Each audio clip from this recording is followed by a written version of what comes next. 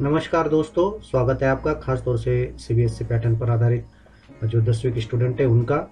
हम यहाँ पर देखने वाले हैं कक्षा 10वीं के स्टूडेंट्स के लिए 2019-20 का ये जो अपडेट सिलेबस है जो 2019-20 में आने वाला है, तो उसकी चर्चा करेंगे। देखिए, इसमें 4 पार्ट दिए हैं।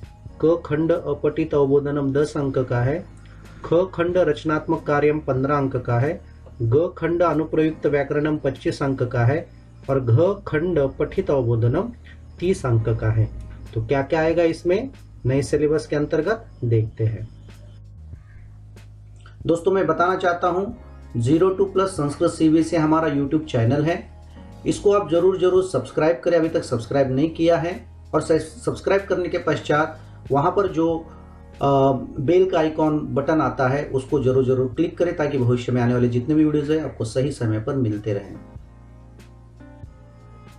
देखिए, सबसे पहले आएगा आपको अपठित अवबोधनम। अपठित अवबोधनम में क्या क्या परिवर्तन हुआ है देखिए। एक तो एक पद में उत्तर दे आएगा 800 से 80 से 100 में एक कोई गद्यांश, सरल कथा या कोई वर्णनात्मक आएगा। वहां पर एक पद में उत्तर देना है 2 अंक के लिए, पूर्ण वाक्य में उत्तर देने हैं 4 अंक के लिए, और शीर्षक लेखन 1 अंक का आएगा। तो कुल ये 7 अंक हो गए। और भाषिक कार्य जो है ये 3 अंक का रहेगा, जिसमें कर्तृक्रियापद चयन, कर्तृक्रिया अन्विति, विशेषण विशेष चयन, पर्यायपद, विलोम पद, इनका चयन रहेगा। उसके बाद यहाँ पर आप देख सकते हैं रचनात्मक कार्य। रचनात्मक कार्य में क्या क्या रहेगा देखिए। औपचारिक या अनौपचारिक पत्र रहेगा, जिसमें मंजूषा आपको हेल्पिंग बॉक्स रहेगी, उसके माध्यम से पत्र लेखन कंप्लीट करना है। ये निबंधनात्मक रहता है, मतलब आपको लिखना नहीं रहता, हेल्पिंग बॉक्स में 10 शब्द रहते हैं, उसको लिखना रहता है।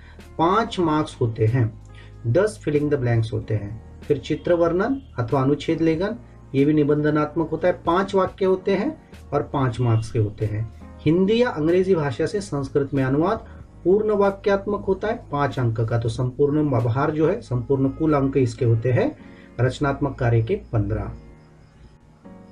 उसके बाद देखिए जो अनुप्रयुक्त व्याकरण होता है ग खंड में, ये टोटल 25 अंक का होता है, जिसके अंतर्गत सबसे पहला प्रश्न जो आता है संधि पर आधारित होता है। और ये देखिए शेमुष पुस्तक आधारित ये मैक्सिमम ग्रामर रहेगा। इसमें आप देखिए व्यंजन संधि रहेगी। व्यंजन संधि में तुक आगम, मोनुस्वार, वर्गीय प्रथम अक्षराणाम तृतीय वर्णे परिवर्तनम, प्रथम वर्णस्य पंचम वर्णे परिवर्तनम। उसके बाद विसर्ग संधि, विसर्गस्य उत्वम रत्वम, विसर्ग लोपः, विसर्गस्य स्थाने स श श। तो ये पहले व्यंजन संधि के लिए 2 अंक है और विसर्ग संधि के लिए 2 अंक है। इसमें हम देख सकते हैं कि स्वर संधि नहीं है। तो कुल कितने अंक का, ये 4 अंक का है। उसके बाद यहाँ पर देखिए समास जो है, समास में 4 है। तत्पुरुष विभक्ति, ये जो विभक्ति समास है इसके लिए 1 अंक है, बहुरी के लिए 1 अंक है। अव्ययभाव जिसमें अनु, उप, सह, निर, प्रति, यथा इतने ही आएंगे, इसके लिए 1 अंक है। और द्वंद्व समास के लिए 1 अंक है। तो कुल मिलाकर के आपको इसके 4 मार्क्स है। उसके बाद देखिए तीसरा प्रश्न जो है प्रत्यय पर आधारित रहता है, इसके भी 4 अंक है, जिसमें तद्धित प्रत्यय मतुप, ठक, त्व, तल, ये 4 प्रत्यय है, जिसके लिए 3 अंक है। मतलब इन 4 में से कोई 3 पूछे जाएंगे। और स्त्री प्रत्यय में टाप और गिप, ये 2 ही प्रत्यय है, जो 2 में से कोई 1 आ जाएगा, उसके लिए 1 अंक है। उसके बाद देखिए प्रश्न चौथा जो है वाच्य परिवर्तनम। वाच्य परिवर्तन जो रहता है केवल लट लकार में रहता है, कर्तृ, कर्म, क्रिया, और ये 3 अंक का आपको रहेगा। मतलब इसमें कर्ता के लिए 1 मार्क्स, कर्म के लिए 1 मार्क्स और क्रिया के लिए 1 मार्क्स। उसके बाद देखिए समय जो रहता है अंक के स्थान पर शब्द में समय को लिखना रहता है। तो ये 4 आते हैं। सामान्य मतलब 7 बजे, 8 बजे, 9 बजे। सपाद मतलब 9:15 बजे, 8:15 बजे, 10:15 बजे। सार्ध मतलब 6:30 बजे, 7:30 बजे, 8:30 बजे। और पादोन मतलब 6:45, 7:45। इस तरीके से ये सारे एक अंक के होते, 4 अंक का। फिर अव्यय पद, ये जितने अव्यय पद दिए इतने अव्यय पद आपको याद करने, इसके बाहर के अव्यय पद नहीं आते हैं। और इसके आधारित क्या होता है, वहां पर वाक्य रहता है, उसमें फिलिंग द ब्लैंक्स रहता है। और इसमें से 3 अव्यय पद रहेंगे, जो कि आपको वहां पर उचित जगह पर लिखने, उसके लिए 3 अंक है। उसके बाद अशुद्धि संशोधन। अशुद्धि संशोधन जो होता है वह 3 प्रकार से आएगा। यहाँ पर वचन की अपेक्षा से बताया, लिंग की अपेक्षा से बताया, पुरुष की अपेक्षा से, लकार की अपेक्षा से और विभक्ति की दृष्टि। आपको पढ़ाया जाएगा 5 प्रकार से, लेकिन वहां पर 3 प्रकार से लिखना है, 3 अंक का होगा। ये बहुत सारा परिवर्तन हो चुका है। पहले 4-4 अंक थे, अब यहाँ पर 3-3 अंक का ये हो चुका है। उसके पश्चात आप देखिए पठित अवबोधनम। पठित अवबोधनम में जो है शेमुशी आपकी जो भाग द्वितीय है उसके आधार पर आएंगे 30 अंक का। गद्यांश आधारित आपको प्रश्न उत्तर रहेंगे 5 अंक के। देखिए पहले 6 अंक का था, 5 अंक का हो गया है। पद्यांश आधारित जो रहेगा वो भी 5 अंक का रहेगा और नाट्यांश आधारित 5 अंक का। पहले क्या थे 6 अंक के थे, अब ये क्या हो गए हैं 5 अंक के हो गए हैं। उसके बाद वाक्योशु रेखांकित पदानि आधारित कृत्यम चतुर्नाम प्रश्नानाम निर्माणम। प्रश्न निर्माण है 4 अंक का, 4 प्रश्न रहेंगे।